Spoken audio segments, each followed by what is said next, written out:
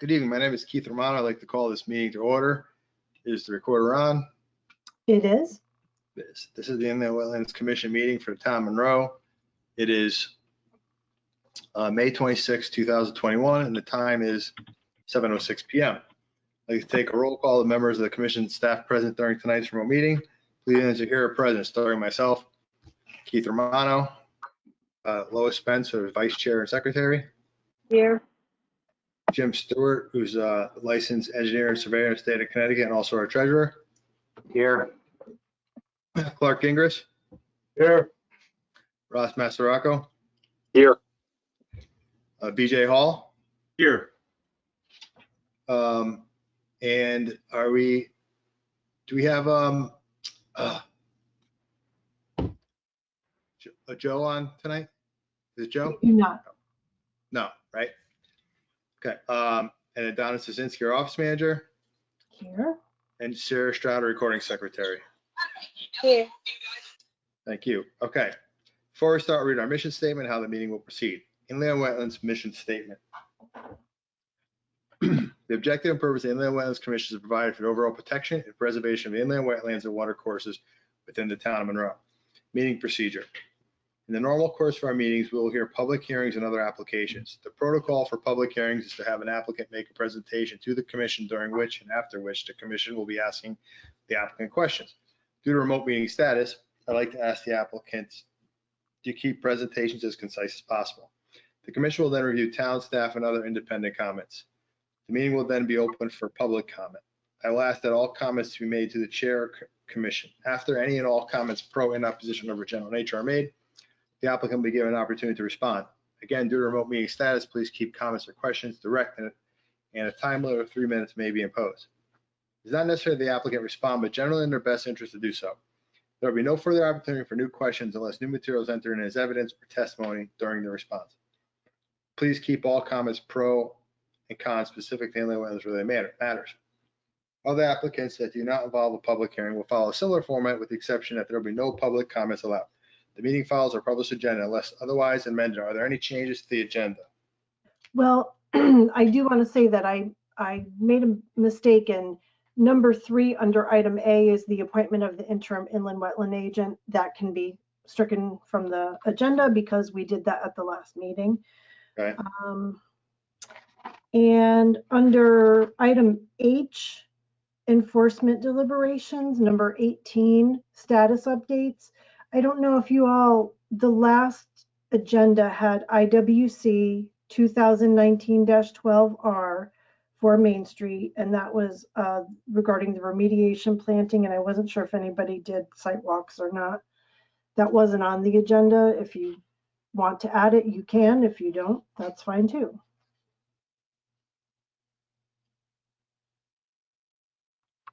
Do you want to? Anyone? I don't know. Did the commission go for a site walk? Lois did. For Right. me? You're on mute, Lois.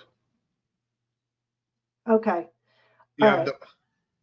All right. Well, then that's fine. We, for right now, we can just not do that one. Okay. Okay. All I right, did. Go Oh, ahead, sorry. no, that's all the changes. Go ahead. Okay, so this is the general public participation part of the meeting. If there's anybody in the public like to address the commission for any matter that is not before us right now or to be in front of us in the near future, now is the time to speak up, talk to us. Anyone? Doesn't look like it. Okay, so now to regulated activities, subdivision reports, recommendation to P&Z Commission, none. 6, regular meeting, no public input, none. Public hearing, IWC 2021-04, 5 Victoria Drive, proposed athletic field, building and parking. I did receive an email this afternoon asking they formally request the postponement of the public hearing for IWC 2021-04, 5 Victoria Drive to the next scheduled inland wetland meeting on June 9th. So that one, they've asked for it to be continued. Okay. All right, on to enforcement, NOV discussion, none. Remediation submissions, IWR 2020-02, 224 Guinea Road. Remediation plan, remove fill, replant the wetland area. So again, that's my understanding that we haven't heard from the attorneys yet. And I think that one is just continuing on. All right. Then on to IWR 2021-02, 18 Elm Street, unapproved clearing beyond posted upland review area. Remediation IWV 2020-12.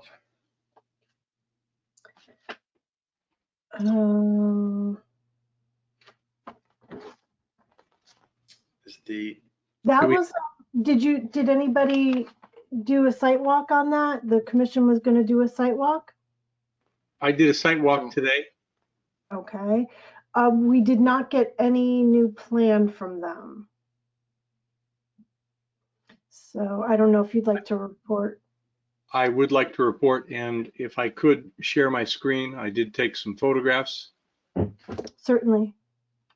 I think that the situation as described to us by the owner last time was accurate, but not fully inclusive of all the activity.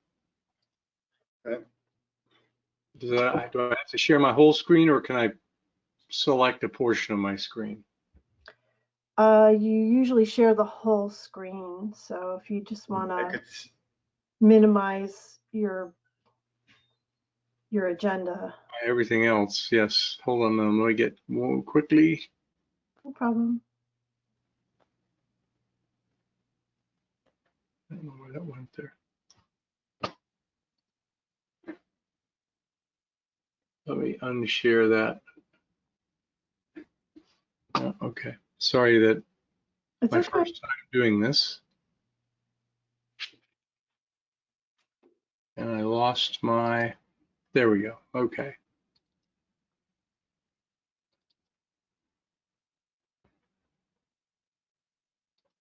Okay, now, everybody can see that? Yes. Okay, so this is the shed that is at the beginning of the wetlands. The area circled in light blue is the wetlands marker. It's approximately 10 feet from the edge of the porch there. And that I'm showing this to show the perspective of the next photographs. I do want to note that that shed there does have a picnic table with fresh flowers on it. You can't see from here. That is a box with a brand new power generator in it. So this is very much an ongoing active property. Two things to note. Number one, is there is an outhouse in the upland review area. It is probably less than 50 feet from the water. It looks fairly recently painted. So we'll make note of that. If you can look to the upper left of your screen, there's the edge of the hammock. So the marker is actually right by the tree at the top of the screen. So this is the condition of the property right now.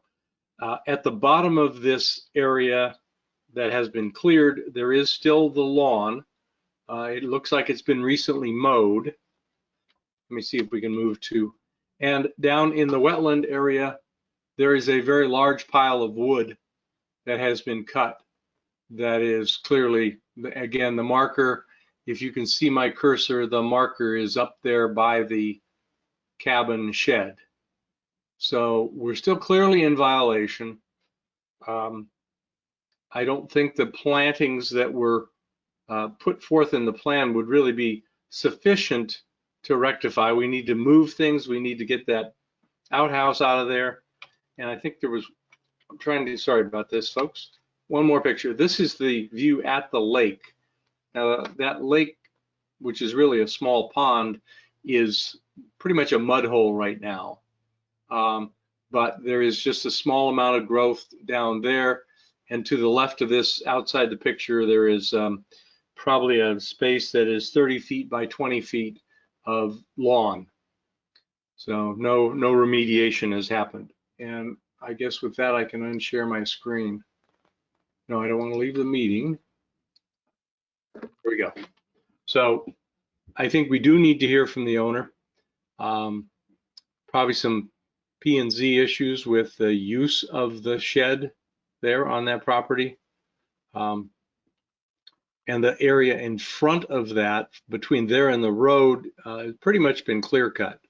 So I think we need to have a thorough plan from the owner. Okay. So that's my report. Thank you, Commissioner Hall. Anybody have any questions or comments after hearing from Commissioner Hall? I just want to say thank you. That was very thorough and very informative. So I think we should all Okay, muted myself by mistake. Thank you, BJ.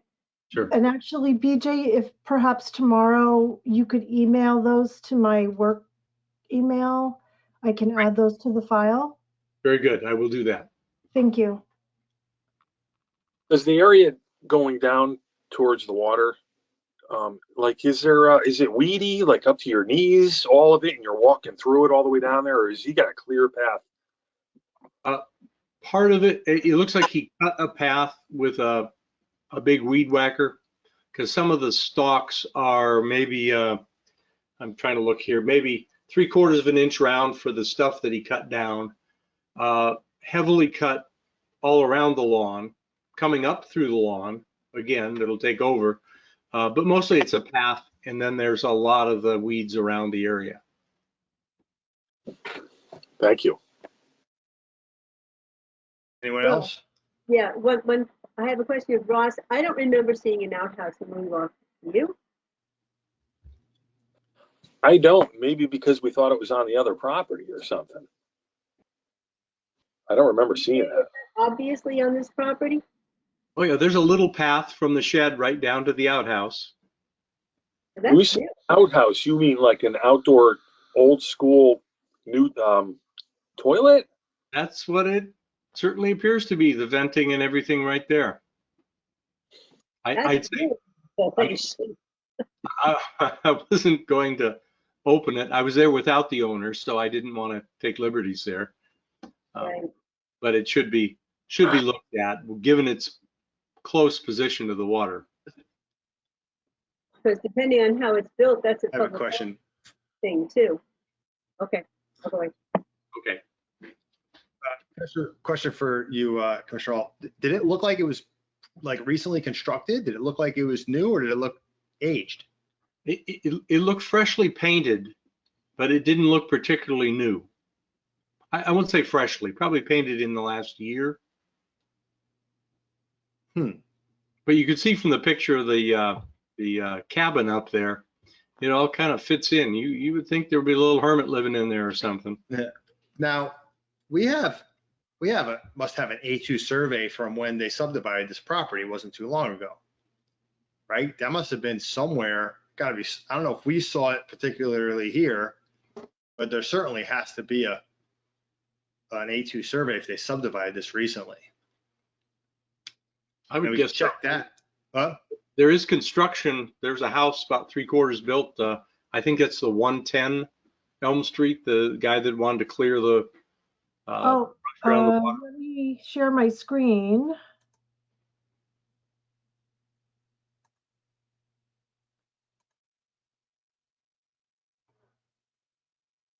Oh, there we are.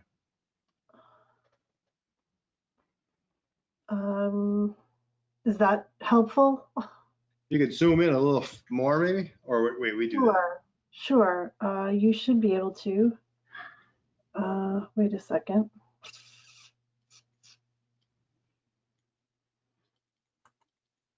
There it is, I think. I see it. It's there. I apologize. It doesn't seem to keep switching my pages here.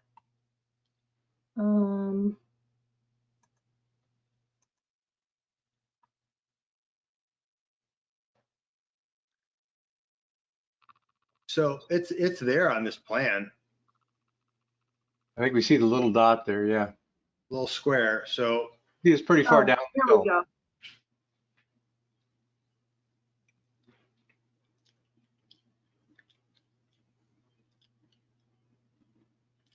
Oh, an outhouse below the flood line. but is it a pre-existing condition, so to speak, or something like that? Where are Uh, we? Yeah, it And didn't look, certainly the health department probably has something to say about it, which maybe we should I'm refer to them. lost as to where I am here. Hold on. Is it? Well, I think we all saw it there, Donna, so I don't know if Okay, it's, sorry. we don't have to struggle with this any longer. So it's obviously recognized, it's on the plan. The other people in town, the other departments must be aware of it. So I don't know if that, how to, I guess my question is, are we there it is, concerned about privy. it? Yeah, so we could certainly, Oh, first yeah. of all, refer to the health department as a new site with a new proposed septic. So maybe that's, maybe there's some light they can shed on this by them. Yeah, Okay. there's certainly no activity to begin the remediation as the plan showed. Hmm. Which I think, Donna, that was your other slide there, your other page. Yep, hold on. And also, if I may, he doesn't need a remediation plan to get the firewood out of there either. Approved. I mean, it's something he knows he has to do. The firewood was still too close. According to Commissioner Hall, if he was out there and his picture showed it right at the water's edge, right? Yeah, it was down in the grass area. But there was a large stack of firewood that was up off to the side of the cabin, clear of the wetlands markers. So that's what I saw. I did saw move them promoting that last week or 2 Yeah. weeks. So, still more work to be done. Okay. Anybody else want anything else to discuss on this matter? We table it to the next meeting? Sounds like a plan. All right. Moving on. I will try to contact the gentleman and see if we can get a better plan from him, or at least come to the next meeting. Okay? All right, moving along to IWC 2021-06R 64 Cambridge remediation to entail earthwork, drainage, upland enhancements to restore previous watershed drainage patterns, eastern wetland system. Mr. Soley. Yes, good evening, members of the commission. For the record, my name is Kevin Soley. I'm a licensed professional engineer in the state of Connecticut with Soley Engineering. Office is located right here at 501 Main Street in Monroe. So we're here tonight to discuss the continuation of the remediation application for 64 Cambridge Drive and 4 Independence Drive. Since our last meeting, we have, and let me pull up our Do you need to be presented? presentation. Hold on. Sure. Well, since our last meeting, we did receive some comments, we did receive some comments from Scott Schatzline, the town engineer. He had relatively minor, one page of comments, but we will be providing a formal response to those comments. We discussed through our application at length at the last hearing, and but I also know that the commission didn't have a substantive amount of time to really review the material that was presented. So what we were hoping to do this evening is to, I guess, get some insight from the commission regarding how they would intend to handle the intervention petition that was filed in opposition to our remediation application, and if the intervener would be providing any sort of presentation to support their claim of unreasonable harm to the environment associated with our restoration application, and get some feedback on how that would be proceeding, and you know, again, answer any additional questions that the commission may have after having some additional time to review the material we presented at the last hearing.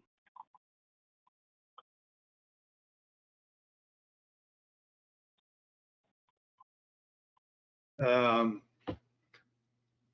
let's, Hey, Keith, I got a question. From what Sure.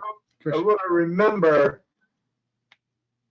the interveners can only get involved if they found proof that there was something going on by the new owners that were creating a problem with the environment. You know, something, you know, and so there was nothing proven. So they really don't have anything to say. They don't have to, start a whole new campaign to stop this. It was proven that there was nothing going on that the new owners have done. I really don't want to do another 6 months of them trying to do. I think our council wants to weigh in here. Yeah, so this is a new application and the intervener has a right to speak on that application. I agree that I don't think there's any reason for a long involved presentation. However, the intervener does have a right to file a petition that is directed to this new application, which is not the same as the former application. And so, you know, we'll just have to wait and hear what the intervener has to say about it, if anything. Okay, Thank you. I just would like to say that it's my understanding that this is still part of the remediation submission and not site development. That doesn't matter. It's an application. So under the statute, the intervener is allowed to file a petition, make whatever argument they want to make. That doesn't mean that it's necessarily going to be accepted by the commission, but the intervener has that right. Thank you. Before we continue, I just want the record to reflect, or that, and I missed it, that our counsel, Barbara Schellenberg, is with us tonight in this meeting. Let's get a quick response or update, I guess, from Attorney Green as to where he stands right now, so we can move on tonight. Thank you, Mr. Chairman. For the record, Joel Green of the Law Offices of Green and Gross, representing the intervener, Peter Metropolis trustee, who's the owner of the property that abuts the property that's the subject of this proceeding. We have filed a petition, as you've referenced, to intervene in this proceeding. As I understood it, it was received at the last meeting. As I understood it, the commission had asked Attorney Schellenberg for an opinion as to whether we had the right to intervene. We certainly believe that this is a proceeding within the definition. And as I understand it, Attorney Schellenberg is of the opinion that we do have the right to intervene. I am a bit struck by Commissioner Gingriss's comments regarding the finding that there was no, as I understood it, no proof of pollution. Is that, I'm not sure what the comment was, but so as I understand it, Attorney Schellenberg has made a finding this evening. We are in the process of reviewing the application with our consultants.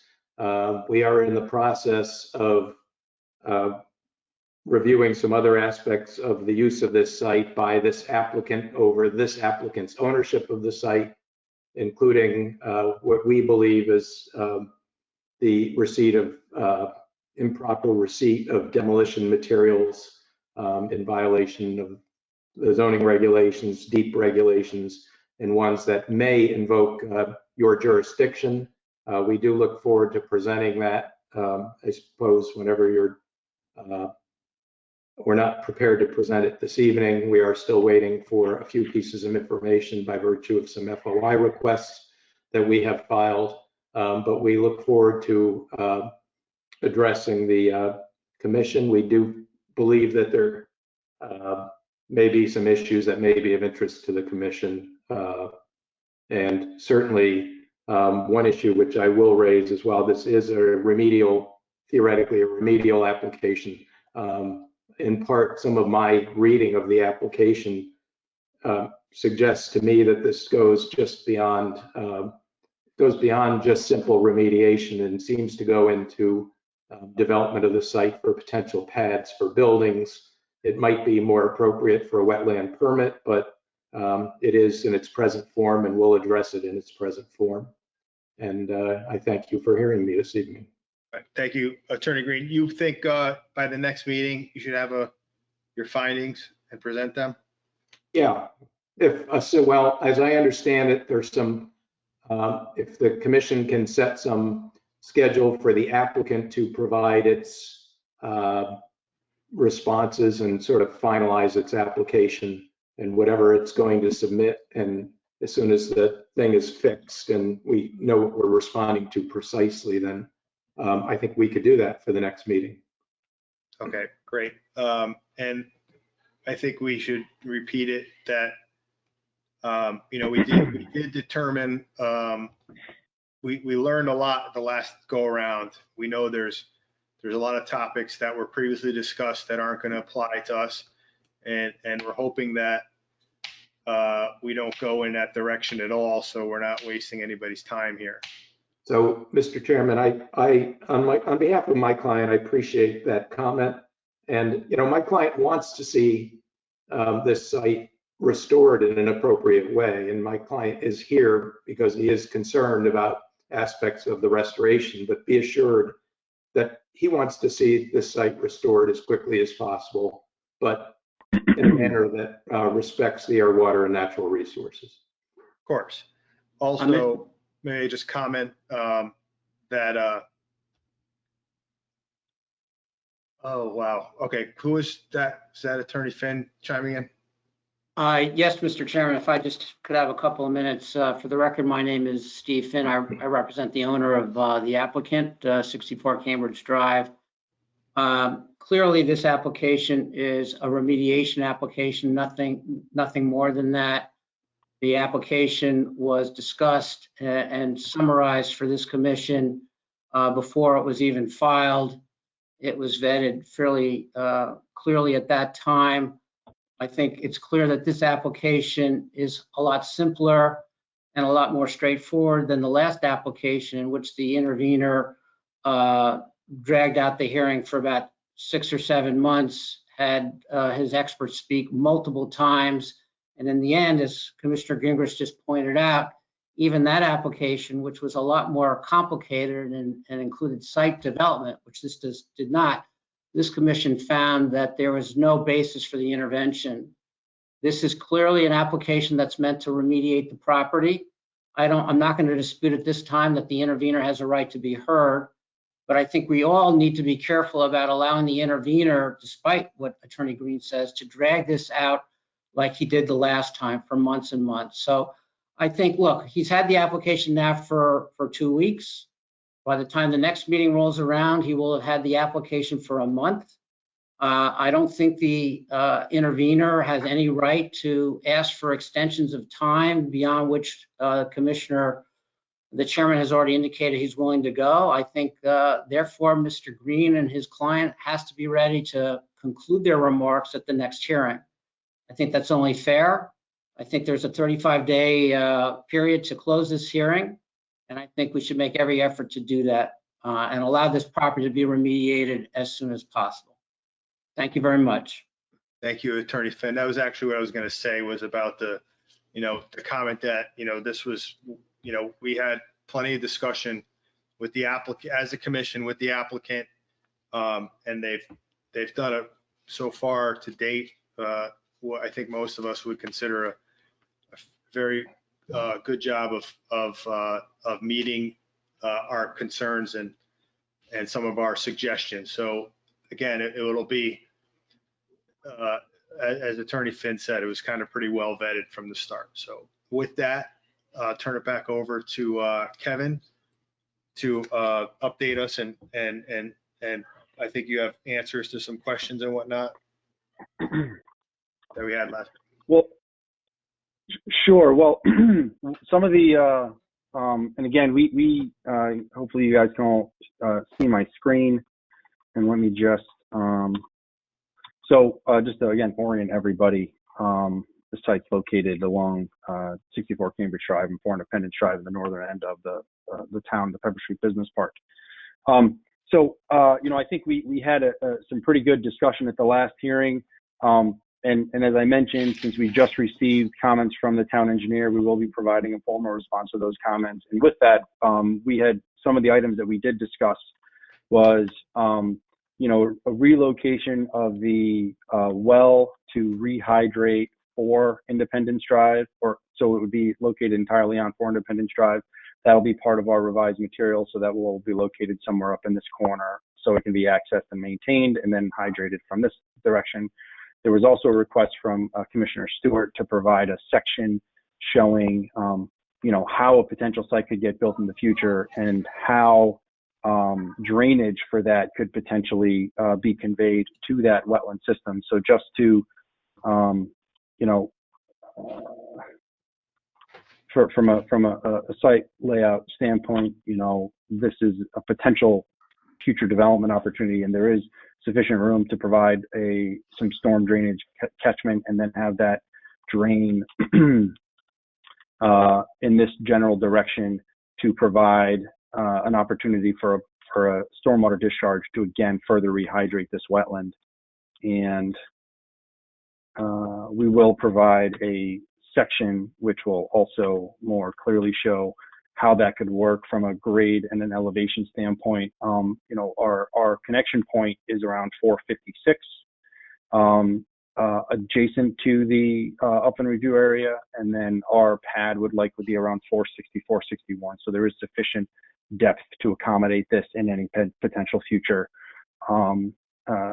scenario, but we will be providing that on our sections as it was requested by Commissioner Stewart to provide some additional detail in that regard. Other than that, we don't have, I think what we'd really like to request is if the commission has any other further comments or questions, now that they've had some additional time to fully digest the materials that have been submitted. I know Lois had mentioned that she didn't have a lot of time to really go through everything, but we'd be happy to answer any other questions the commission may have. And as Attorney Finn pointed out, we would like to try to move this application in a more expeditious manner than the last. So we would request that the intervener act timely and promptly. And we'll certainly do the same in providing any responses to any of their comments and concerns. But we really want to hear from the commission members. Thank you. Let's go with Commissioner Spence wants to be last. So Commissioner Stewart.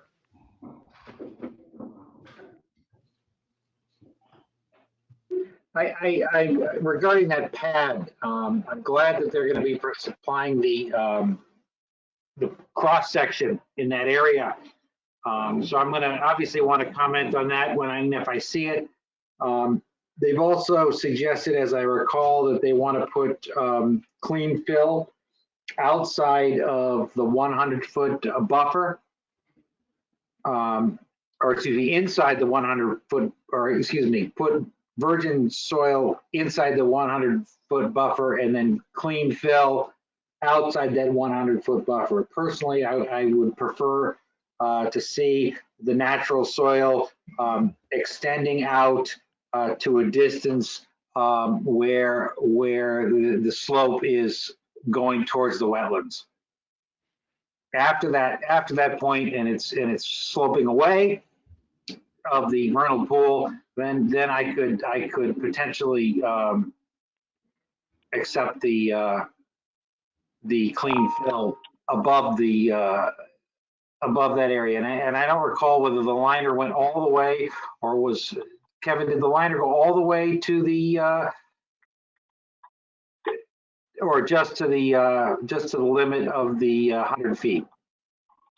So the liner would be essentially to the high point, so it would be the entire limits of the proposed fill, extending all the way to the existing edge that exists. So that would include the entirety of the liner. Just to provide a point of clarification, what we said was we would be using native material to fill above that elevation 410, which is we believe, kind of static groundwater elevation, and we'd be using clean fill above that. And then, so I wanted to make sure I understood your concern about the placement of native material versus clean fill for the balance of the fill and the upper reaches of this.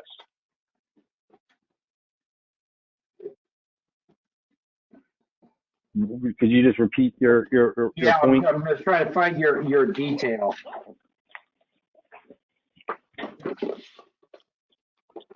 From what I recall, you were stopping the native fill at 100 feet above the liner. Is that correct? I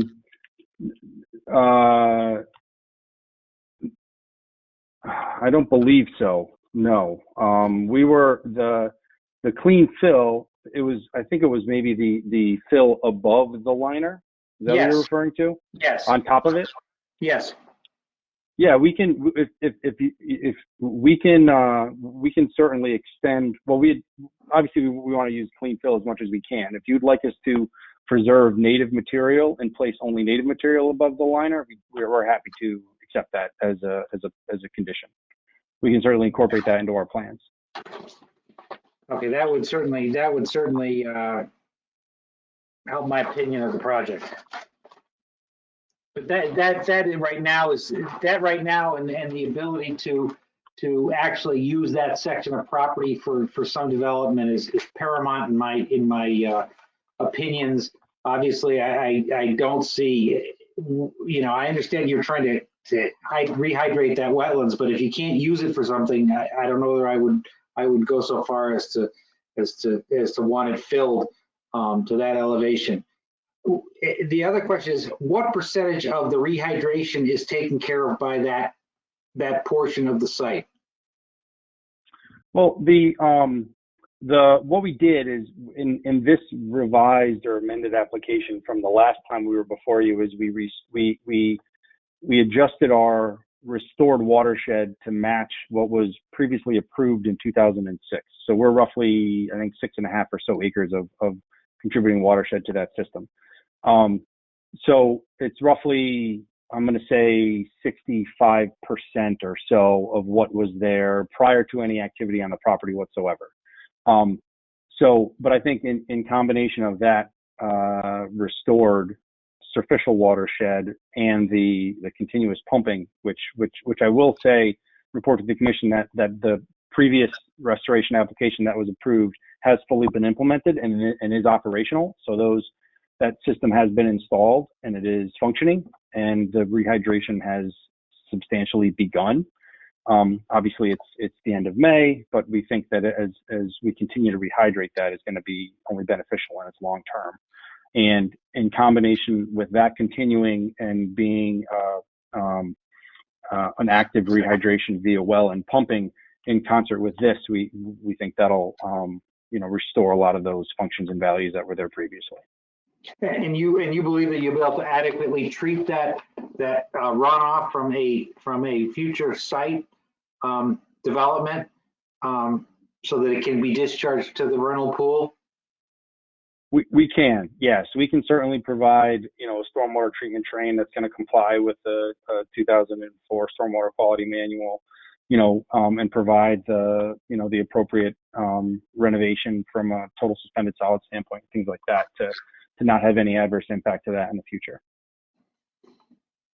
Okay. And all of that will be detailed in a future application for that development. But yes, it can be. We're confident it can be accomplished.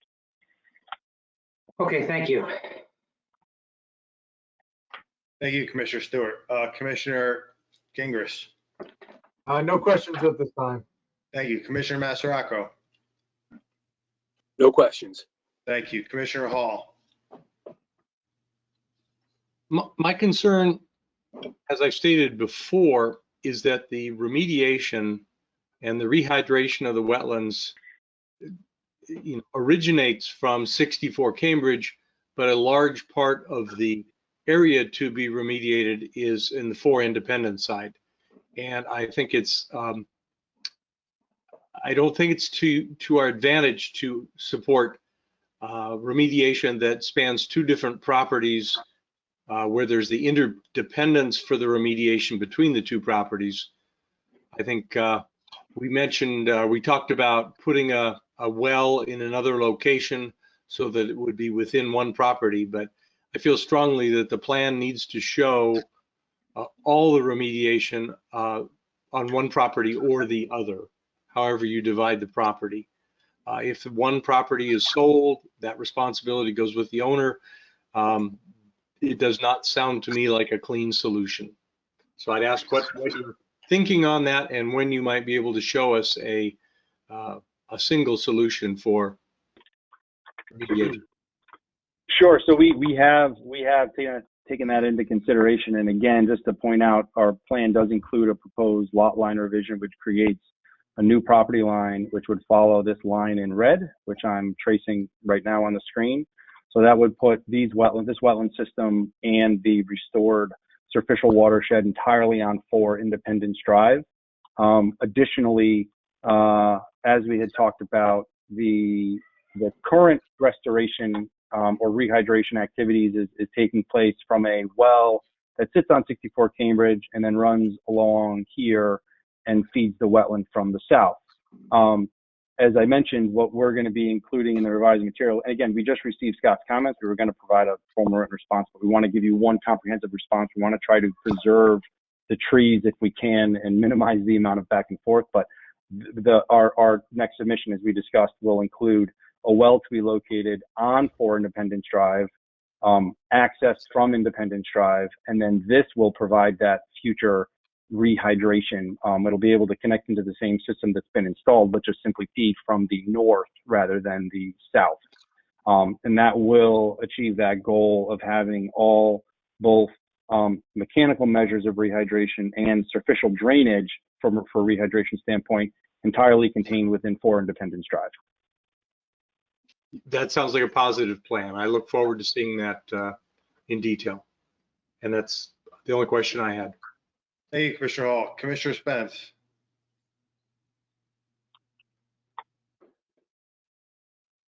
Hi. I have serious reservations about quite a bit of this. Commissioner Spence, can you speak up a little bit or closer to the I'm microphone? sorry. I'm sorry. Thank you.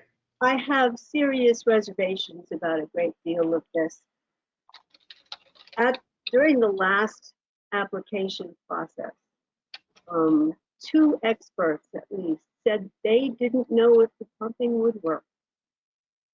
Now, how can we approve a plan for 5 years if we don't know that the pumping will work?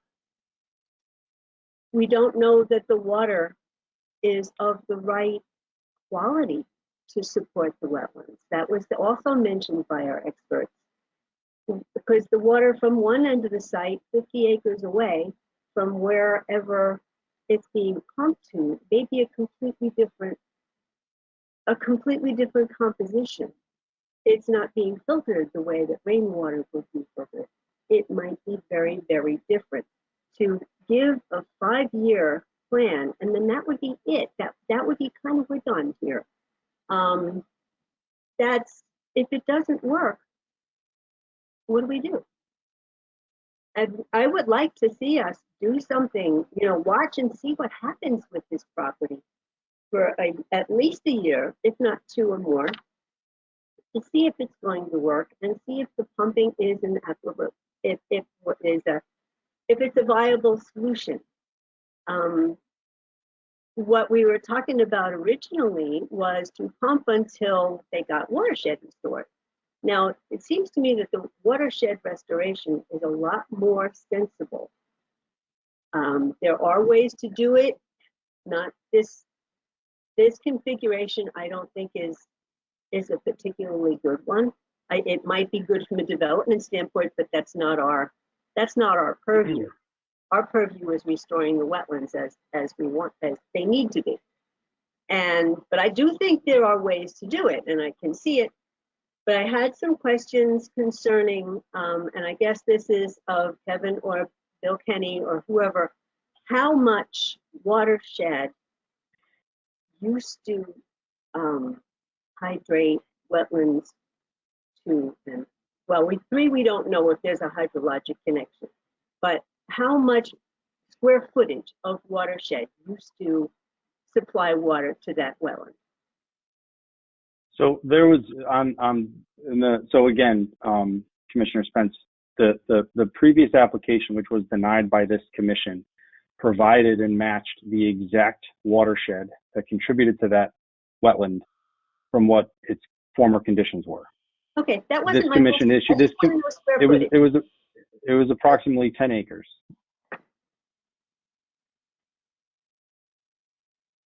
Okay. That was just curious.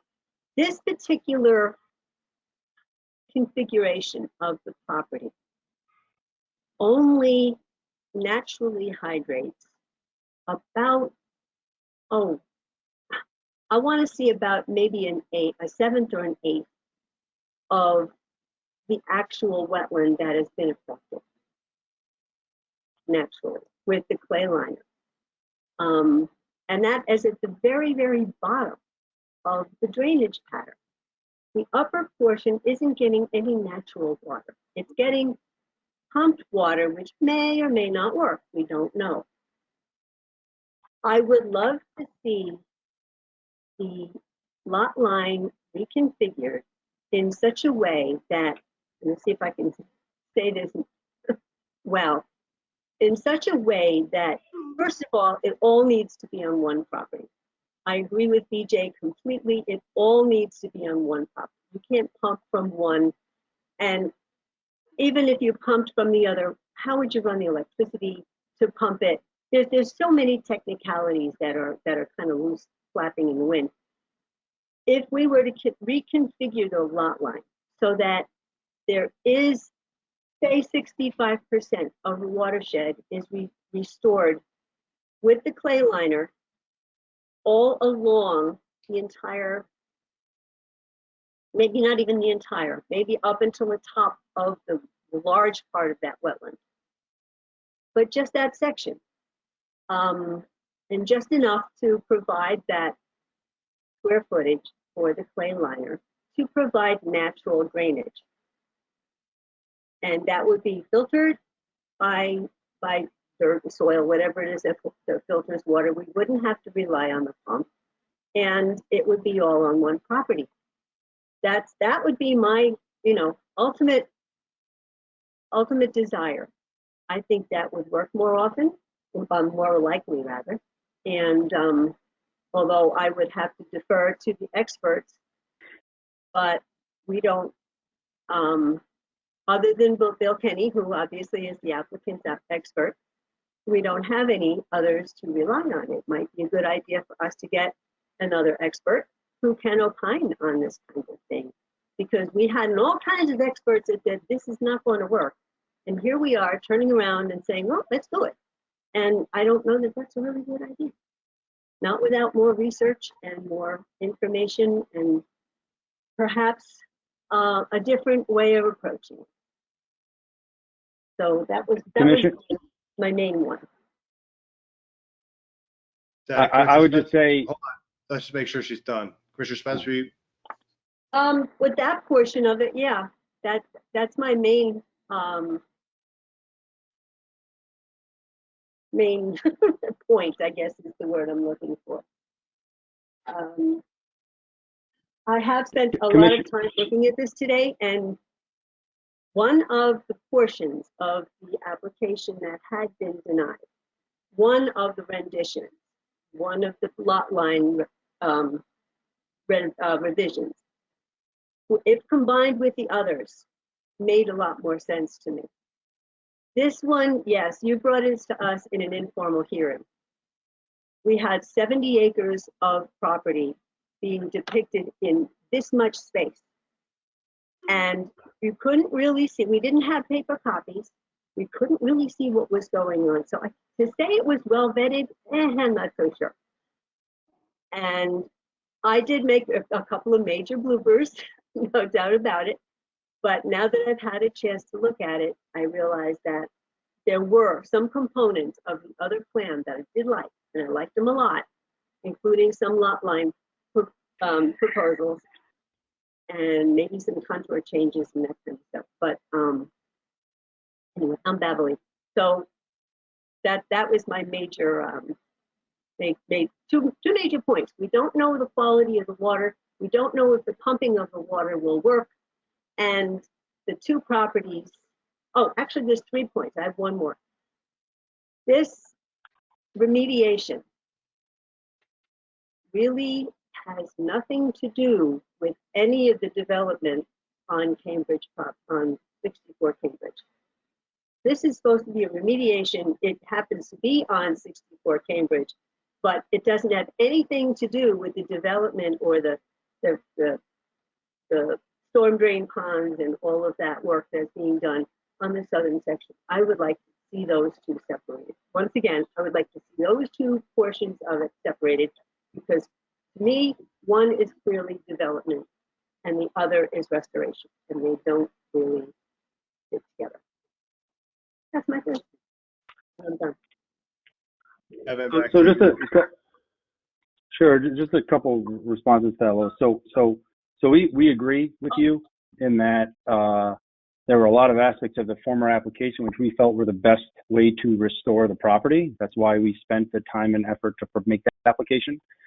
This commission denied that application, and in that denial, you provided a number of items for us to consider in a future application. Those considerations included reducing the amount of fill that would be needed to restore the site, reduce the amount of time that it would take to achieve those desired results, to consider a reduced restored watershed area than what we were proposing. And we came back in front of this commission. We talked about how we wanted to do that, and this is the result of those discussions. You know, this commission has already approved pumping. That was approved at a hearing several months ago. That activity is ongoing and will continue to happen. And we will see over time how that works. But we don't think that it's fair or reasonable to tell a property owner that they can't do anything to address other issues that need and warrant immediate addressing, to wait to see how that happens. And you know, as applicants, we have we received a notice of violation from this commission. We are responding to that notice of violation. We went through a 9-month public hearing process to which this commission denied that application. And we're now back before you trying to move this forward again. And you know, this has been in direct response and through direct discussion with the commissioners and your denial letter. Those are the only things that we have available to us, and that's what we tried to do. And we believe this application meets and essentially and frankly exceeds those concerns. The concerns regarding the quality of the water, we provided a report from WSP, which included analytical test results of that water and showed that that water was perfectly fine to be pumped into a wetland. There was no constituents that caused any potential cause or concern for harm to the wetlands or any of the natural resources. So I think that has been addressed and is in the submission materials that the commission has before you. And then lastly, there is no development proposed as part of this application. It is simply a grading exercise to restore the site, to provide restored watershed, and to get this area cleaned up because it can't be left in its current condition. And the property owner who's owned the property for almost over a year now has been trying to address this and get this to be a productive piece of property again, and this is the path forward to do that. Where there's no proposed development, we've met all the commission's concerns in applying for simply a restoration application. This is not a land development application. This is just restoration, and this is the first step to getting this to getting this addressed and on the path that it needs to be. So, you know, if I think we can address the other concerns regarding as we discussed with Commissioner Hall about all the restoration and being entirely within 4 Independence Drive. I think we have a path to do that. You know, we're trying to move this forward. And I think it's in everyone's best interest to have this move forward in is the most expeditious way possible, because the longer it sits, the longer it exists as a problem. And we want to solve that problem. Chairman Romano, may I have just a few minutes to make some points? Sure, your team is still the presenter. Absolutely. Thank you again. For the record, Steve Finn, attorney representing the applicant.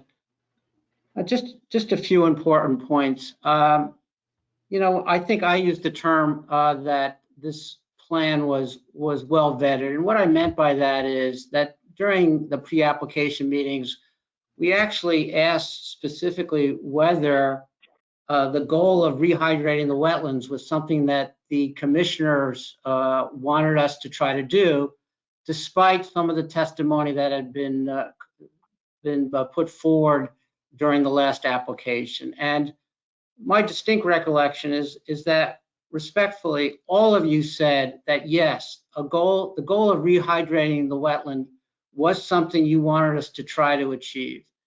And that was despite the fact that we had all heard testimony during the original application that one expert said that the chances of bringing back the wetland was maybe 30%. I remember the interveners expert saying, and of course he was the interveners expert, and I think they admitted that may color their view a little bit. But the interveners expert said that the chances of being able to successfully rehydrate the wetland was 50%.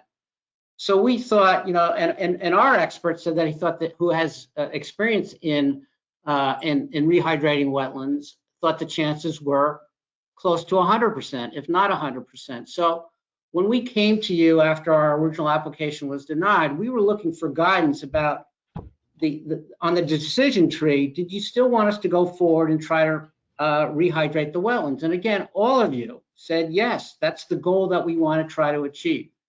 And that's what Engineer Soley tried to achieve by pumping and by recreating the watershed. So the idea that the experts said that this will not work at all, I think is not corroborated by the record. I think we've got a difference of opinion of how successful it might be. But I think we all thought that it's a goal that we should try to achieve because it is by far the best achievement for this property is to restore this wetland. And so we've been arguing, or we've been saying, give it a chance, give it a chance. And I would still urge you to please give it a chance. We were also a little bit hamstrung because we were told that even our original plan would take too long. That one of the things that you didn't like about the plan was that it could take 10 years to get all the fill. So what have we done? We've reduced the amount of fill because we thought that's what you wanted. And that's what we're trying to do. We do have experiments going on now, as I understand it, and maybe Bill or Kevin can speak to it. We are rehydrating the wetlands now. We know that Bill Kenny reported the last time that he was seeing some signs of life in some of the wetlands. We think this is going to work, but I made this point at the end of the last application, and I want you to please keep it in mind. It may have been lost, and the point is this, is that if this is an application for remediation, you can put a time frame on it, and if it's not successful, you can come back to us and say, you know what, your remediation plan was not successful. This is not working. We want you to do something else. Just because you approve this application to remediate doesn't mean, I don't think your hands are tied forever with regard to asking for additional remediation if you think it's required. So I say give it a chance. Let us try to prove to you that what we've been saying to you all along is going to work. It may not work as well as our original plan, but we're going to do the best we can. So that's all I wanted to say. I thank you again for your attention, and we would really like to move this forward if we can. Thank you. Attorney Finn. Mr. Chairman. Questions. Hold on. I have questions for Kevin Soley. So in regard, just to clarify something that Commissioner Spence had mentioned, or not clarified, asked a question. This grading plan that's that's your wetlands remediation proposal, it still needs P and Z approval, correct? Correct. We would need approval from planning and zoning for a fill permit.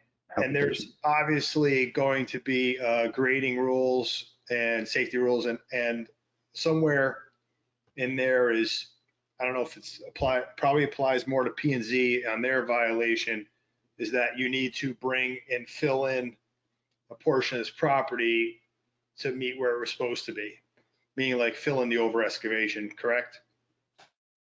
Correct. So just so I Well, can explain to be determined.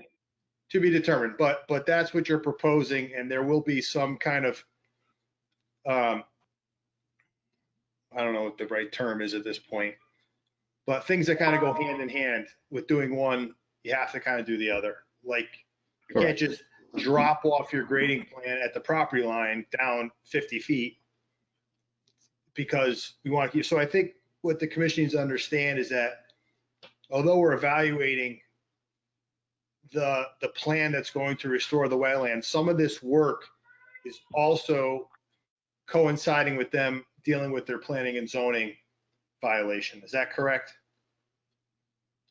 That's correct.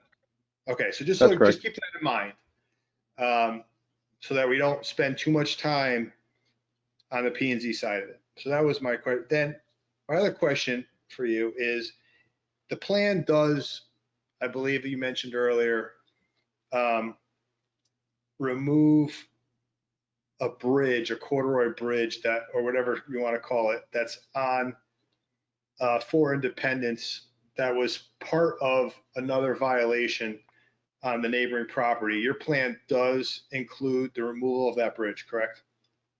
It does, and it also includes the replanting and the retree vegetation of that entire area that was previously cleared by associated with another property. Okay, thank you. Now, when your plan is approved, what is the timeline for that specific part as it relates to another ongoing thing that we're dealing with that we try to settle, just so we can have a little bit of information there? We'd be happy to have that be one of the first things that we do. So, just a guesstimate as to how long, guesstimate, not totally. I guess it's a hard thing to do because the last time we had applications pending, it took 9 months and we were denied. No, so I'm I can't. saying, at the time you're approved, if we approve your application, going forward from there, what would the time for? So you're good to go with this project. Let's just say you now have the green light. And if you want to ask your client to answer, that's fine too. Just a rough idea, just because we have another matter we're dealing with that's related. And It would help for us in our discussion later on that one. I would think that, and I'll ask Mr. Karp to correct me if I speak out of turn, but I would think that the applicant would want to have an approval from Wetlands and Planning and Zoning to know what the overall expectations are before they commence some of those independent things. Because I think that, his desire, and it has been since he acquired the property, is to make this a productive piece of property and not a hole in the ground. But if we go through this commission and then hit roadblocks in planning and zoning that take, months and months and months to get to a resolution, I think he's probably going to want to wait until he has that resolution to implement some of these other measures. I understand. So I'll clarify it further.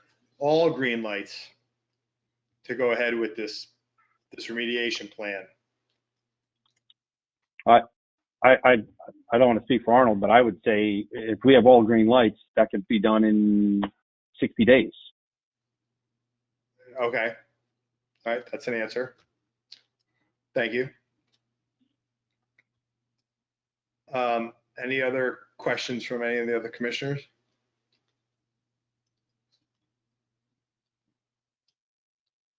I want to reiterate that I'm really unhappy about having a liner underneath any development. If we're going to Speak up, Commissioner Spence. Speak up a little bit more, please. I'm sorry, I got lawn mowing outside. This isn't helping. I really want to reiterate that I'm very unhappy with the idea of having the clay liner anywhere near future development. I would like to see that liner completely out of whatever boundaries there are, so that there is no opportunity for anything, really. I mean, if the lot lines were extended to the point where there could be enough room along the entire wetland area to put that clay liner, keep it off the development part of for Independence. And my concept was not to stop you from doing anything while you're in this process. My thought was that I know the ultimate goal right now is to fill the hole. Everybody wants the hole filled. There's no doubt about it. If there were a P&Z application or independent application for, say you took the old application that you had with a little building, it's building, therefore it's a P&Z thing, and you could fill on the property. If you separated the two and just worked on filling the hole to start off with and bringing it up to grade, you could still be working on the remediation part separately, but keep that out of the development area. I'm calling the fill the development area, although I know you need the fill to make the upland review area enough to drain into it.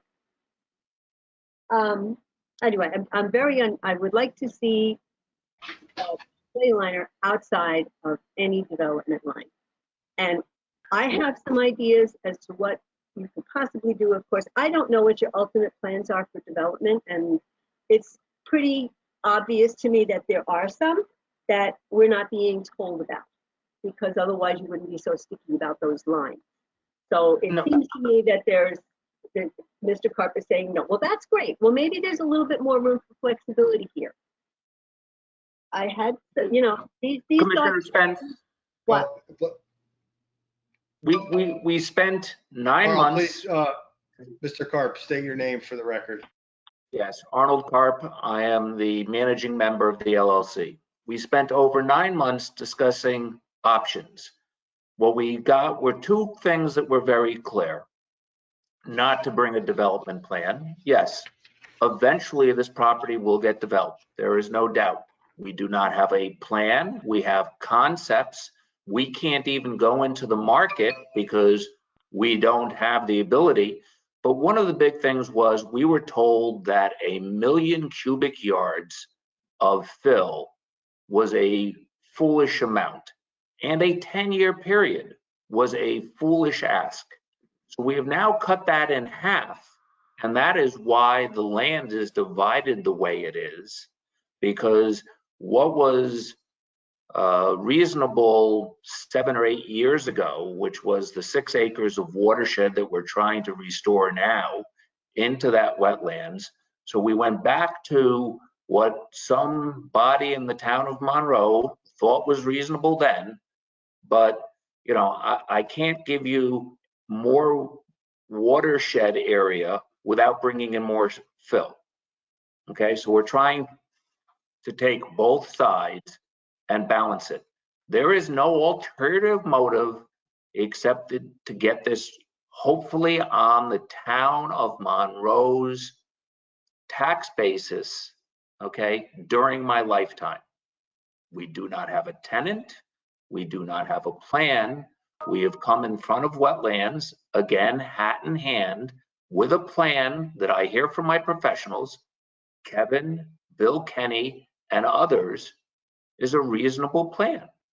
So that you say to me, geez, where did all of this come from? We have taken the bits and pieces from this commission, trying to make all of the commissioners happy, and now we're hearing it may not be exactly what I want. Exactly doesn't move this forward.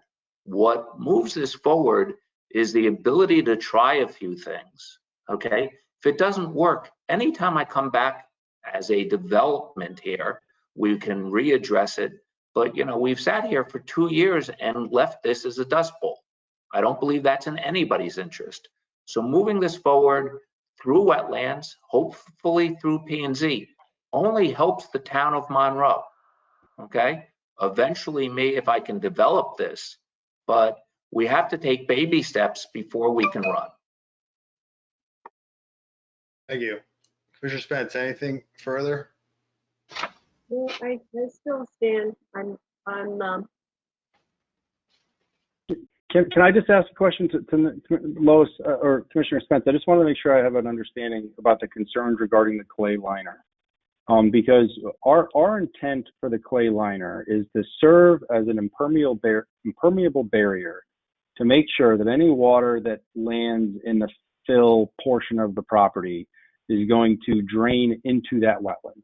So we're basically creating that liner so that it's going to have a path to follow and get into that wetland system and not exfiltrate right beyond it, right? And not get into that system. When there's a development in the future, that development is going to create impervious surfaces.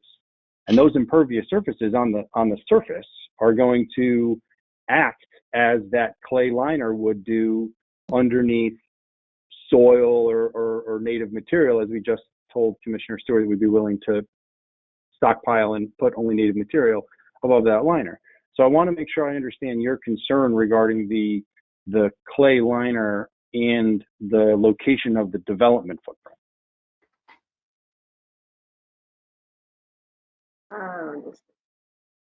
Well, even if it's not under impervious surface, it still could be reached. I mean, I know you're saying it's low enough, there's probably not going to be. One of the other things that kind of affects the way I feel is that any water that's ushered off of a parking lot or off the top of a building into a detention basin or a dynamic separator or something else that's supposed to clean the water, it just isn't as good as natural soil to filter out the impurity. This is a vernal pool that we're trying to rehydrate. It's an extremely highly sensitive resource that doesn't just get rehydrated by sticking water in it. And I would like to see as much natural filtration as possible. And so that, yeah, we can funnel water into it, but that it doesn't mean it's going to work. So it's not either because of the impurities. Even at the best hydrodynamic separator at the peak efficiency, it's 80%. And that's when it's brand new and well maintained. I mean, it's not likely to create good water conditions for this pool. And it's only the bottom of the pool that we're talking about. It's I just think that there are other options that solve everybody's problem. I would like to look forward to working with you to make that happen. Well, I certainly think that if and when a future development application comes before the commission for consideration in this regard, I 100% agree with you that there are other measures that we can employ from a stormwater management standpoint and a stormwater quality standpoint that can provide additional filtration that you're looking for. You can do sand filters, you can do biofiltration filters. There's all kinds of different technologies that we can look at and evaluate at that time when we go to convert a grassed area to a development, a building. But that isn't this application. This application is, all we want to do is fill the hole and topsoil and seed this entire area. So that is restored, and then future development applications will address your exact concern. And I'm confident that if I'm still a part of this team, we can come up with some really good engineering methodologies to achieve your exact desires. But that isn't part of this application. This application is simply to fill the hole, seed it, topsoil, seed, and let it go back to a condition that is there. I mean, that's my big thing. I think future applications can address every one of your concerns, but that isn't this application. And I don't want concerns about future applications to get in the way of moving this application forward. And in terms of your other comment about other options and alternatives and things like that, your application or your denial, as part of your denial, you knew that as part of that denial, you needed to provide some suggested alternatives. We think that this application addresses all those alternatives.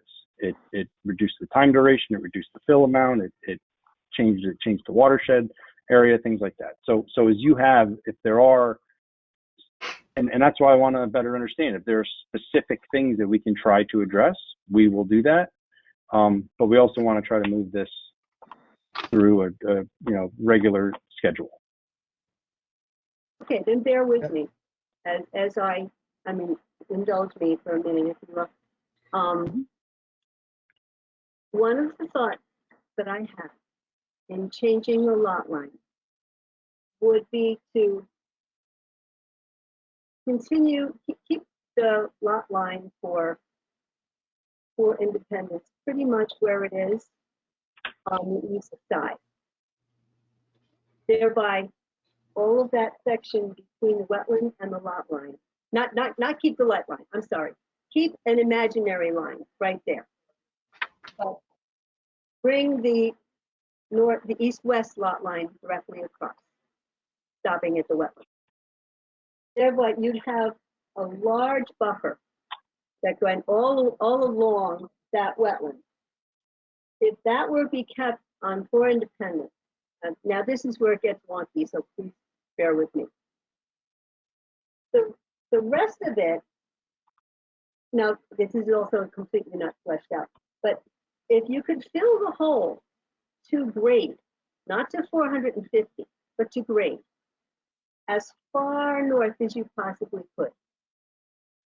And consider that all part of 64 Cambridge. That would keep all of the development off of for Independence, keep the remediation on for Independence without the need of a pump, and perhaps even include the detention basin. I'm not sure. I'm just thinking outside the box here. But you'd have more development on 64 Cambridge that would be available to you without having to fill as much of for Independence. Just do whatever you needed to do on the north section to make that, turn that into an acceptable grade and leave it that way. And Ross had said something very similar to that way back in the first application.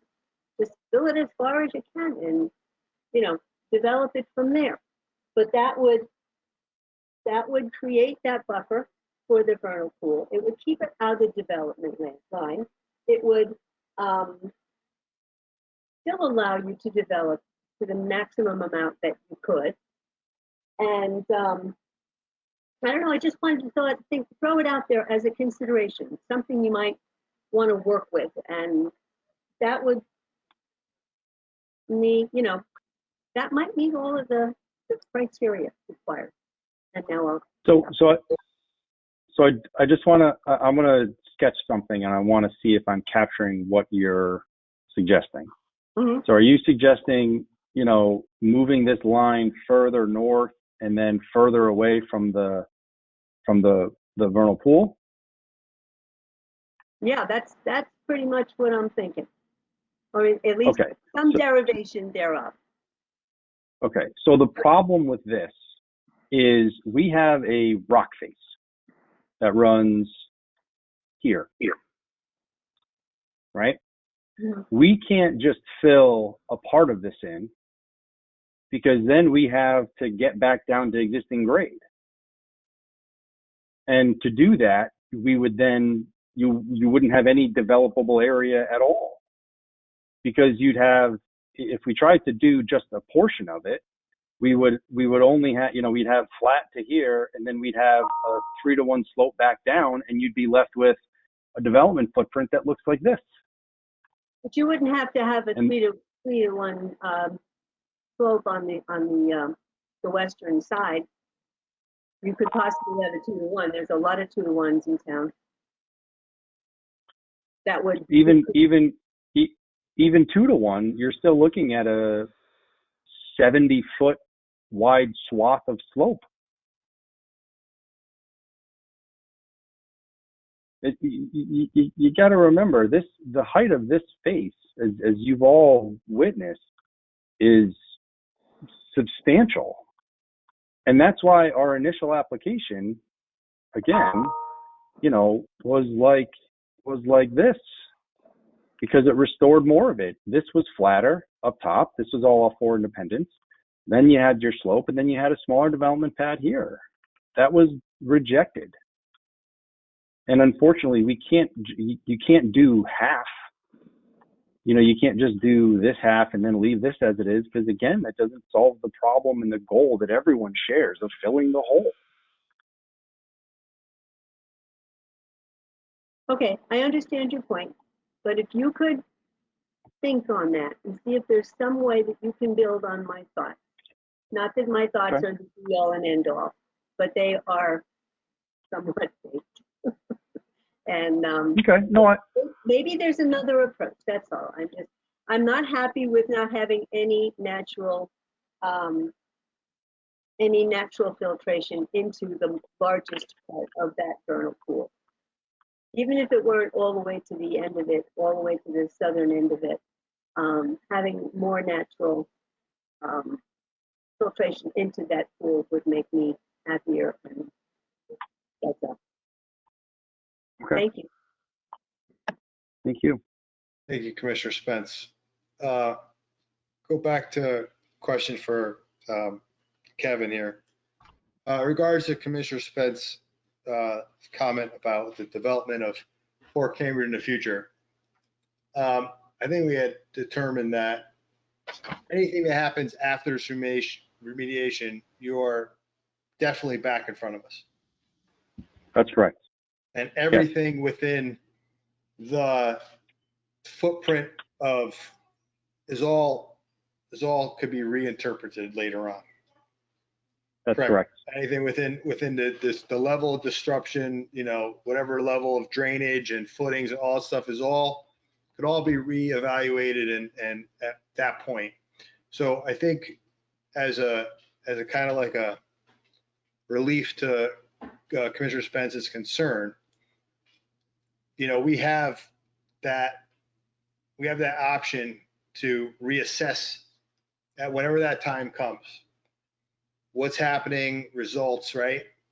And look for something that needs to possibly be improved upon. So I don't think that by approving the remediation plan as presented right now ties our hands for anything in the future. It kind of leaves actually kind of a door, an opportunity for us, you know, in the future to be satisfied with whatever we find, you know, that we find is the best way to, approach the development plan, if that makes sense, right? I would agree. This commission is going to have this property in front of them for years and years to come. Okay, Commissioner Hall, go ahead. Yeah, one clarifying question regarding the proposed lot line revision. How long is that going to take, and has that process begun? So that the lot line revision is proposed as part of this application. It'll be included as part of a fill application with the Planning and Zoning Commission. Once those approvals are in hand, that lot line revision is an administrative filing that we would then do, you know, again, probably in the same, you know, it would be done immediately because it would have to be filed before we could actually start the fill activities. Okay, good, thanks. Anything else from any of the other commissioners? Mr. Green, I'll address you in a second. Are we all good? All right, Mr. Green, you had something you wanted to say? I'll give you. Yeah, just so that we're, I know there's this discussion of the delay on the permit application, but in fairness, a lot of that delay was getting a site inspection and getting a consultant for the commission, both of which proved to be invaluable. But hey, in order to move this along quickly, and I know everyone wants to move quickly, can we agree that the applicant will file everything? Well, I don't know how long the applicant needs, but if they can file their materials, whatever their responses are, in a week, then we can present in 2 weeks. So we'll have a week to review whatever it is the final expression on this application, responding to the comments and questions of the commission this evening and the engineering comments and so forth. So I would ask that the commission impose that timeline so we can proceed in a timely way. Well, let me ask, I don't know, hold on, please. I don't know that we can impose strict timelines like that. But I think it's a request. You're making a request. I don't know. That doesn't come up in my recent memory of something that we've imposed a timeline. But well, I can probably simplify this, Chairman Right. Romano. We will commit to have revised information, final information submitted by next Wednesday, and we look forward to a presentation from the interveners on the next meeting on June 9th. sounds good. And obviously, as interveners, we're entitled to get copies of everything that's filed or issued, and then there won't be any further delays. We will copy Attorney Green on our submission. Thanks so much. Everything there is all. So you all set, Attorney Green? Thank you so much, Mr. Chairman. You're welcome. Before we move on from this, because I believe, Kevin, you were done with your presentation for tonight? Yes. Okay. I want to thank the commission for the additional comments.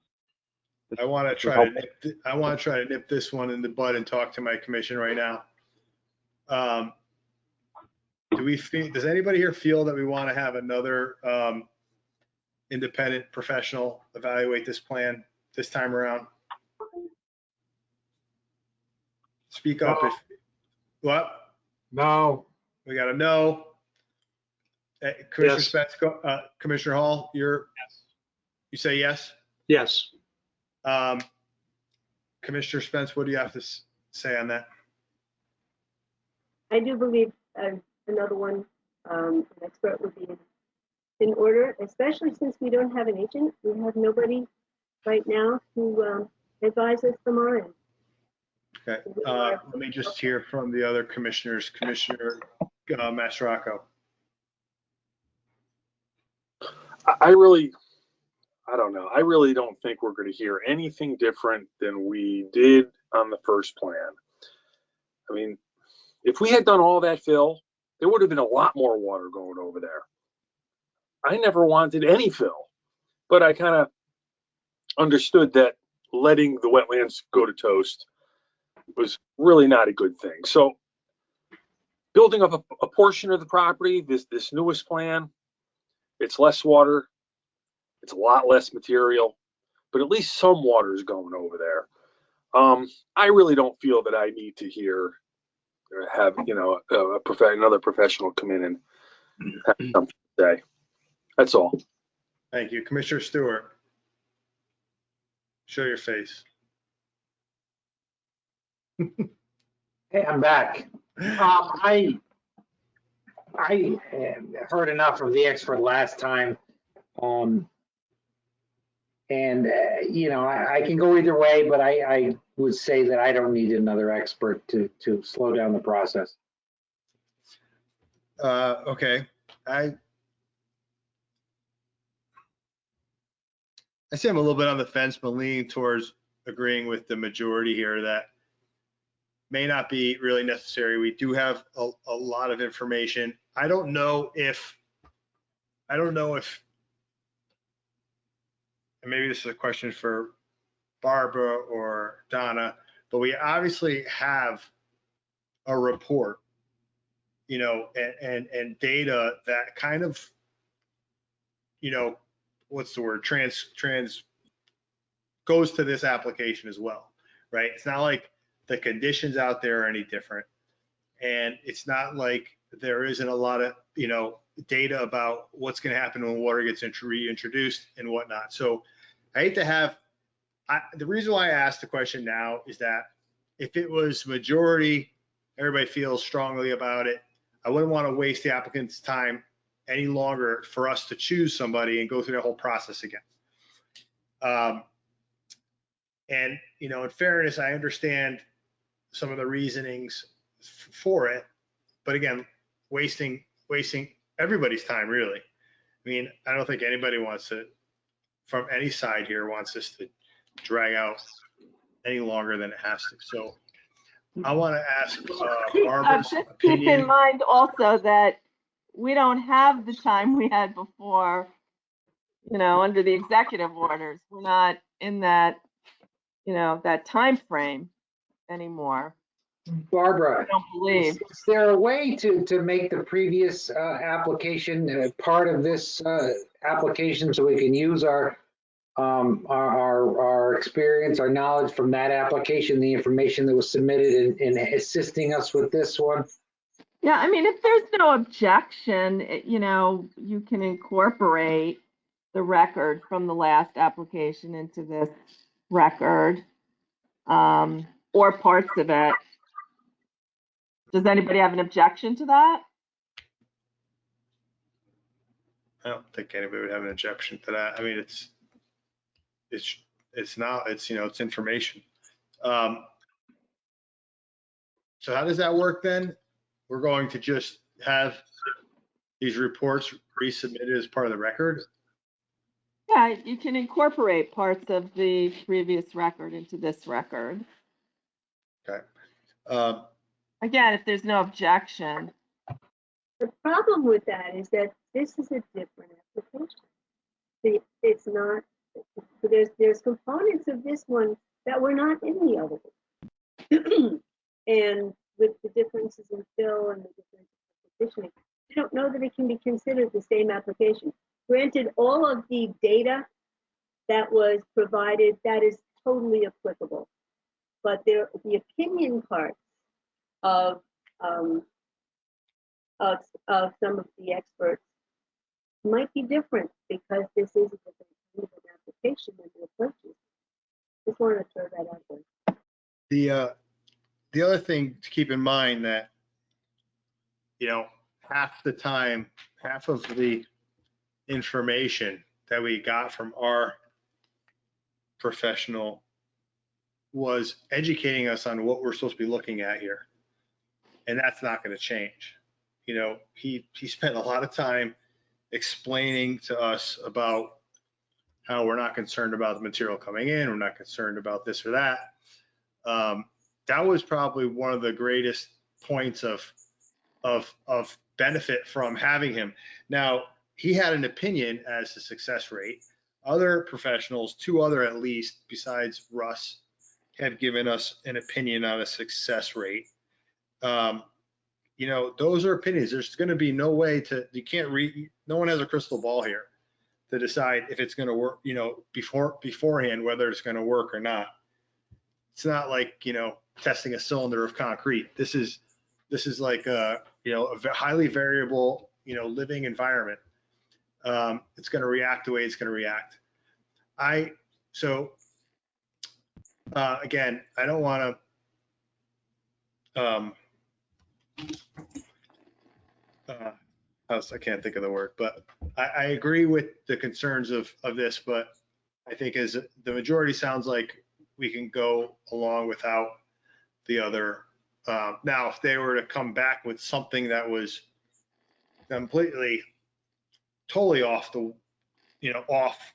anybody's radar, I could argue that we reevaluate that. And then, of course, that wouldn't do them any justice because they would just be prolonging the process. But I think that's where we have to stand now on that. And where else?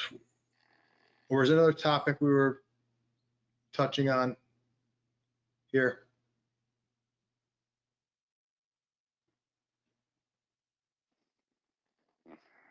Anything? Kevin, you want to have any final thoughts or? No, I just think, again, we're excited to be here and we really want to get this moved on. So like I mentioned before, we commit to have new materials or slightly revised materials, again, to address some of the comments received and the items discussed. We'll have that back by June 3rd, next Wednesday, or June 2nd, excuse me.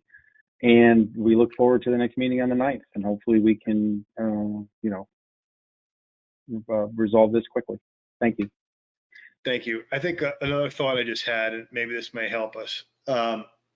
So obviously we'll decide on the next meeting whether we include, unless anybody wants to do it now, the old reports as part of the new record, okay? And it's also fair to say to the commissioners, I think that if something evolves in this application and nobody here on this commission can make any sense of it whatsoever, we could always say we've been presented with some information now that, we need help with. But I don't think that has happened yet.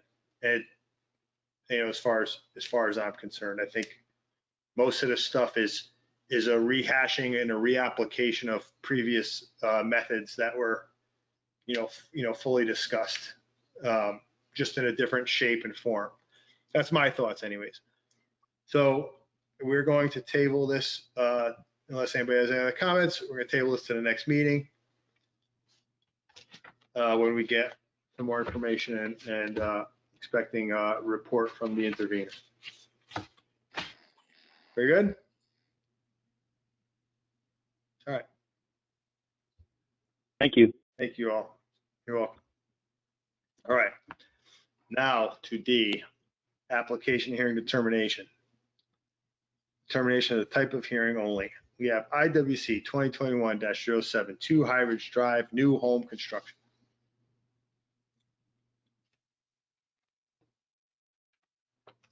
We have anybody presenting this? Or do we not do that? It's not. We don't need that. That's right. We don't need No, that. yeah. We're just determining. We We're want to determining. have this. All right. How does everybody feel about this one?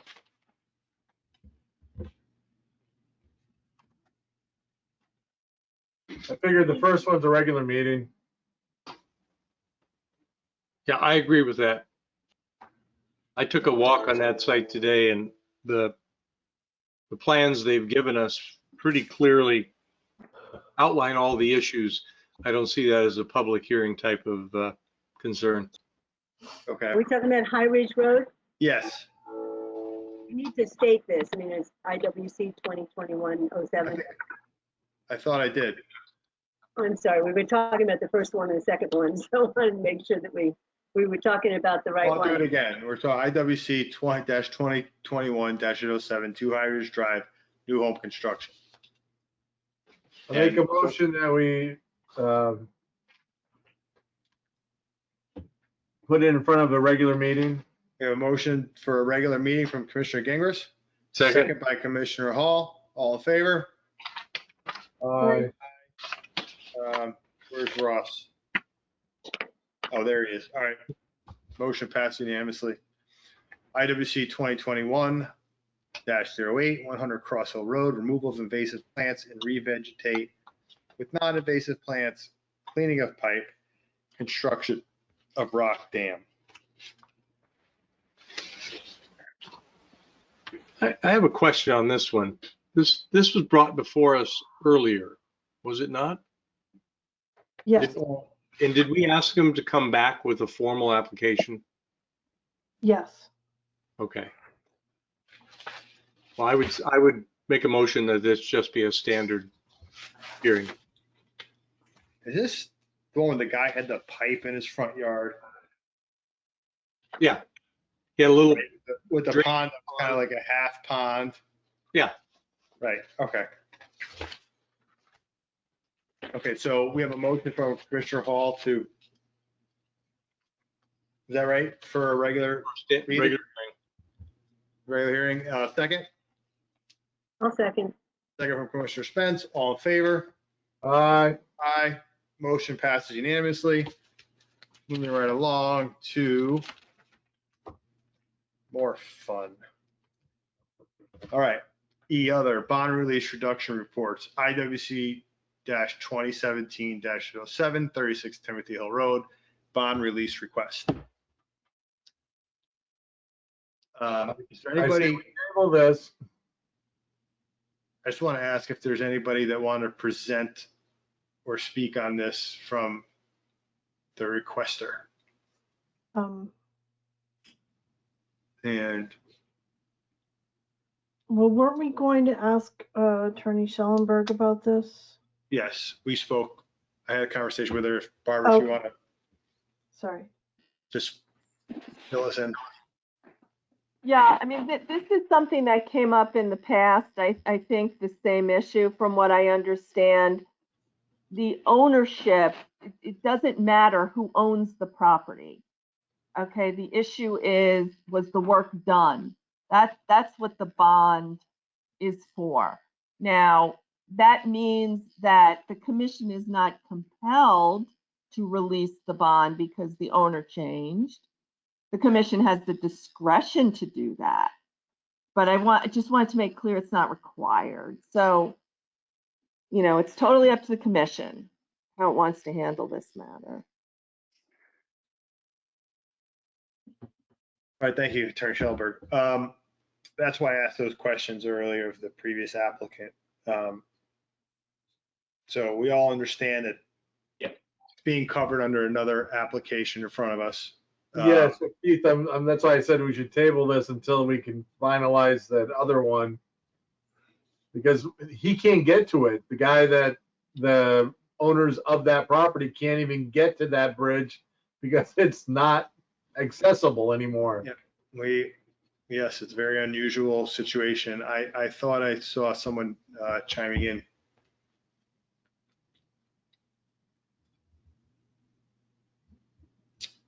There's someone out there speaking on this bond release? This is Pete Metropolis, owner of 36 Timothy. If you have any questions, be more than happy to answer them. Okay, thank you. Anybody with any other thoughts?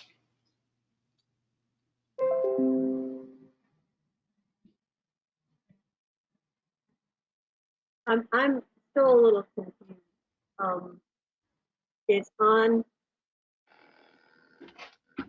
36 Timothy Hill, but No, it's on, now it's on 4 Independence. So I'll try to fill you in the best I understand it. At one point, both these bridges were on 36 Timothy Hill property. right. But then it got re-subdivided for sale, Mhm. and one bridge ended up being on 4 Independence. Right. Current owner of 36 Timothy Hill has gone onto his property and has successfully removed the bridge and remediated the portion that he had access to according to our violation. So he's done the right thing. He's cleared it up. I think we've reduced his bond by about half. I'm not exactly sure. Now he can't trespass now, take care of the other portion of the violation because he no longer owns that piece of property, but the violation is still there. They can't split it, so to speak, and throw it back onto because it's some legal thing that's way above my pay grade. So, but as a commission, as Attorney Schellenberg just said, we can do whatever we like on this. My feeling is that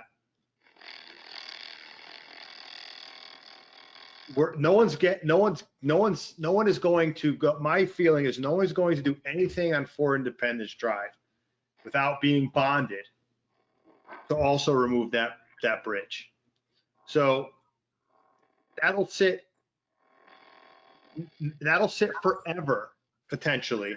I'm not saying that it's going to, but in theory, it could sit there forever with nobody ever taking any action on this bridge.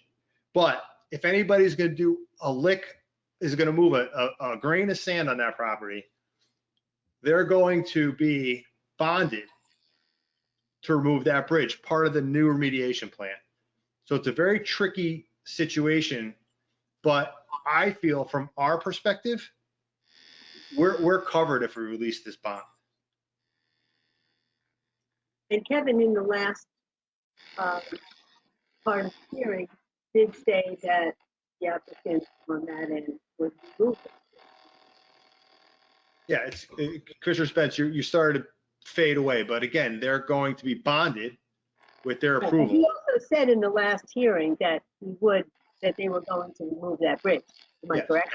Okay. Yeah, and regardless of whether they say it or not, we're going to make it a condition of the approval regardless, but they've already admitted on record that that's part of their application.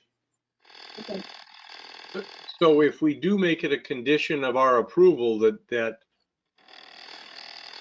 the new owner removes that, I would see no obstacle to releasing the bond to the old owner.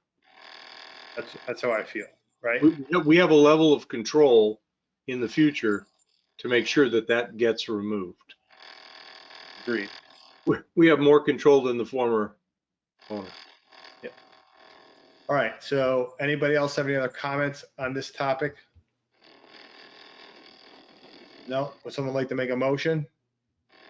I move that we release the bond for 36 Timothy Hill. We have a motion from Commissioner Spence to release the bond at 36 Timothy Hill Road. We have second by Commissioner Hall. All in favor? Aye. Aye. All opposed?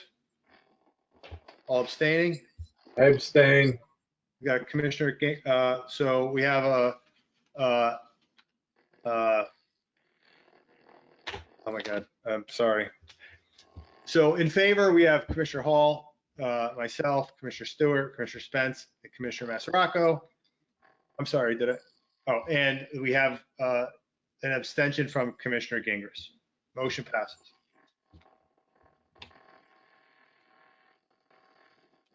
All right, okay. I'll make sure I did that right. All right, time extensions, none. Discussion, deliberation sessions, deliberating and completed hearings. We don't have any. Agent approvals, IA-2021-17, 110 Elm Street, removal of invasives around pond. Sounds good. What's that? Sounds good. Is he here? We're waiting for him to. No. He already was here and he came in and he put it in the application and it's all set. So Oh, he's all set. Yeah. All right, that's right. Okay. And Permitted then- uses as rights, IPU-2018-01, Department of Public Works, road repair, replacement and or general maintenance. IW regulations sections 4.2C expires 3/28/2023. I hope they're doing that. There's a lot of potholes out there. Yeah, right. IPU-2021-08, 163 Barn Hill Road, removal of dead trees. Donna, do we need to say anything else about that? Nope, you don't. That's a permitted use and Okay. you're all set. Enforcement deliberations, deliberation on complete remediation submissions from the agenda, 0. Administrative review, enforcement issues, status updates. General discussion, other minutes of April 28th, 2021.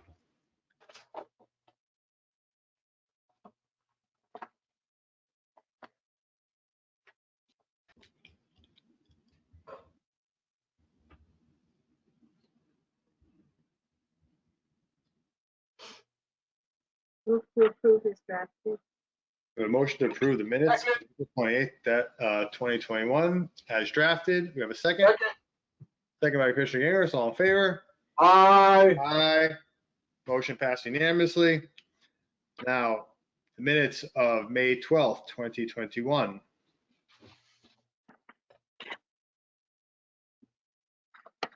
Move to approve with one minor change. A motion to approve with the change from Commissioner Spence. That And change that is, on page 4, page 4 of 7, almost all the way down. The second to last paragraph. In the second sentence. The asked if company would be a permit for feature of the site and it should be permanent. Okay. And that's it, otherwise, move to approve as drafted.